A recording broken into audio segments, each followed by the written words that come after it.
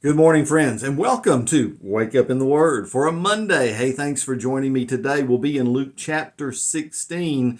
Join me over there in just a second, but first I want to do some great shout outs. Had a great worship service yesterday at Mud Creek Baptist Church in Hendersonville, North Carolina. Looking forward to a great week in which God's going to be busy in our region, and part of the busyness comes from the weather forecast.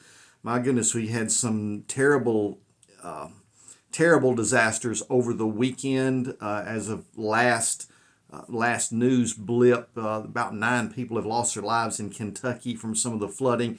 One levee has broken in Tennessee. Even more people facing devastation because of weather occurrences. And it's because of that I want to promote one special friend to shout out to today, because we've been looking at ways we could donate some things that would have a positive impact on folks in our region and upstate South Carolina and western North Carolina to help them recover from Hurricane Helene. So many folks still without homes and still working to recover from that process.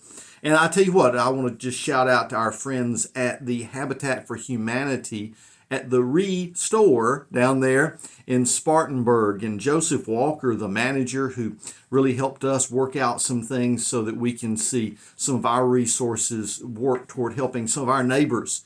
You can drive all around our neighborhood in Chesney and you still see many of the homes that were destroyed, flattened. Folks have had to move out of those because of gigantic trees that fell on them. And we're excited to be a part of a ministry where in both the county where I work, Polk County, and the county where I'm working at Mud Creek Baptist Church, Henderson County, as well as Spartanburg County, we've seen Habitat step up and partner with us to get people into homes. So thank God for these good partners that help us bring resources together so that we can impact the lives of people positively, especially when they've gone through some kind of devastating catastrophe like this. So if you're in Spartanburg, hey, get down there on Pine Street and drop into the Restore, whether it's to donate something they can use, or maybe you want to look for something in the store to buy, and knowing it will go to help folks get back into some decent housing.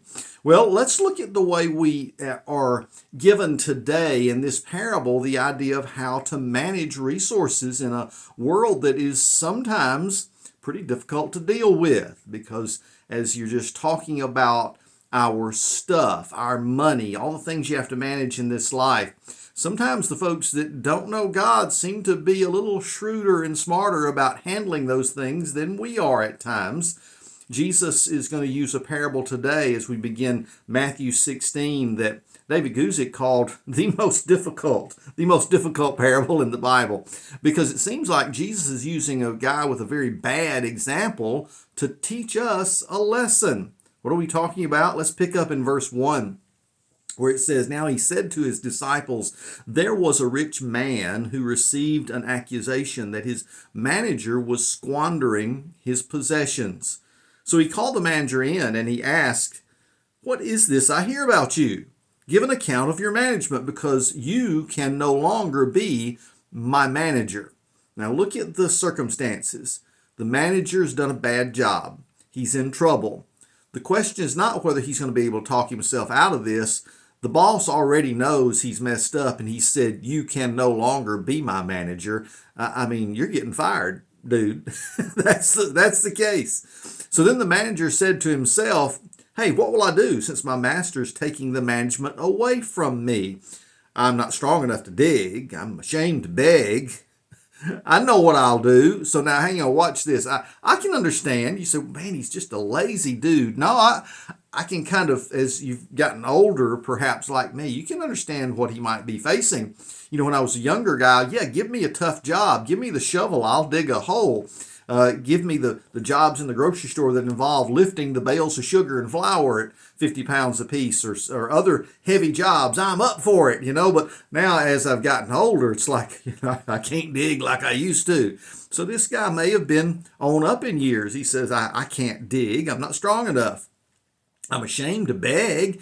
He probably had a little bit of pride. Maybe it was too much pride, but he sure didn't want to be out now unemployed with his hand out trying to beg for a living. So he thinks, what am I going to do? Verse 4 says, I know what I'll do so that when I'm removed from management, people will welcome me into their homes. Now, apparently this management involved where he lived. He's about to be homeless, about to be kicked out. He's going to need a place to land. So what does he do? Verse 5 says he summoned each one of his master's debtors. Well, how much do you owe my master? He asked the first one. Well, 100 measures of olive oil, he said. Well, take your invoice, he told him. Sit down quickly and write 50. The next one he asked, how much do you owe? Well, 100 measures of wheat, he said. Take your invoice, he told him, and write 80.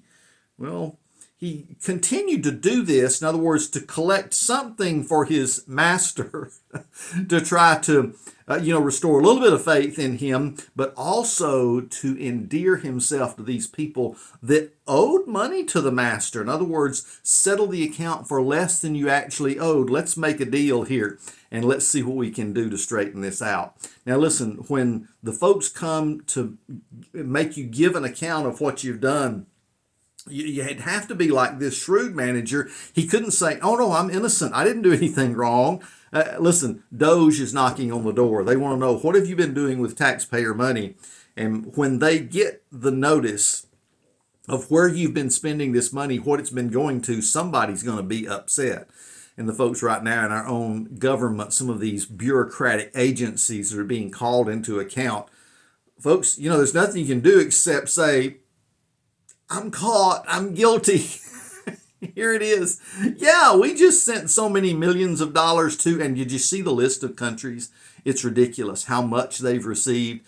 When you've got folks in our own country who are suffering, we've sent enough money into ridiculous overseas projects that we could have taken everyone that lost a home in the hurricane and bought them another one. That's how bad it is. That's mismanagement of resources. And when you're called into account for it, of course you do what some of the bureaucrats are doing. You scream, you holler, you try to say, this isn't fair, I was just doing what I'm supposed to do. Yeah, by whose orders? Oh, it's a mess. Well, this guy's been caught. He's in trouble. But he says, I've got to have enough sense to take care of my own future. I've got to make sure there's a job waiting for me out there when I get kicked out the back door, because I know I'm guilty here. So what did the master say in verse 8? Well, the master praised the unrighteous manager because he had acted shrewdly. For the children of this age are more shrewd than the children of light in dealing with their own people. And again, now this is Jesus talking again. And I tell you, make friends for yourselves by means of worldly wealth, so that when it fails, they may welcome you into eternal dwellings. Whoever is faithful in very little is also faithful in much, and whoever is unrighteous in very little is also unrighteous in much. So if you've not been faithful with worldly wealth, who will trust you with what is genuine? And if you've not been faithful with what belongs to someone else, who will give you what is your own? And we're going to hold on verse 13 to the end, but listen to what Jesus is trying to tell us. Is there a good lesson we can learn from a bad example? Absolutely. 2 points to make here. Number one, he knew he would be called into account, the shrewd manager did, and he took it seriously. Do we take seriously the fact that God's already told us we're going to be accountable?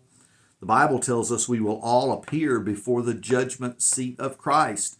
We're going to be asked about how we have managed the resources God has given us, for good or bad. And when it comes to even the meager resources some of us may have, we need to take our stewardship seriously. But then secondly, the shrewd manager uses his present situation to prepare for his future. I read the other day that over half of the people in the United States of America that reach retirement age today do not have one penny saved for it. I guess they're just expecting maybe the government will take care of me. Maybe I can make enough from Social Security. That's not going to happen. And they really haven't prepared for their future. Now, I realize there are some folks who are in such a system of poverty that they can't perhaps prepare. But for many of us, we face the legitimate statement that we've wasted way too much of what we've earned over a lifetime to have prepared properly for our future. When I put that in eternal perspectives, are you doing something right now to prepare for the future, your eternity? That begins with having a relationship with God through His Son, Jesus Christ, who gave His life for you on the cross that you might be saved. Yes, God so loved the world, that includes you, my friend, that He gave His one and only Son, that whoever believes in Him should not perish but have everlasting life. Preparing for that everlasting life includes, first of all, inviting Jesus into your life and then being His servant to, be a good steward of everything He gives you in this life for both temporal and eternal purposes. Oh, friends, it's a shame, someone said, that Coca-Cola has a better plan for distributing its product than the church has to spread the gospel. I think we need to take that seriously so that we can invest in the things that really matter. Jesus closes in verse 13 by saying, "No servant can serve two masters, since either he will hate one and love the other, or he will be devoted to one and despise the other. You can't serve both God and money." So start this week off asking the question, who am I really serving? Make sure that ultimately it's the Lord, and one day you're going to be able to stand before Him and give an account. Hey, God bless you. We'll see you again right here tomorrow when we wake up in His Word.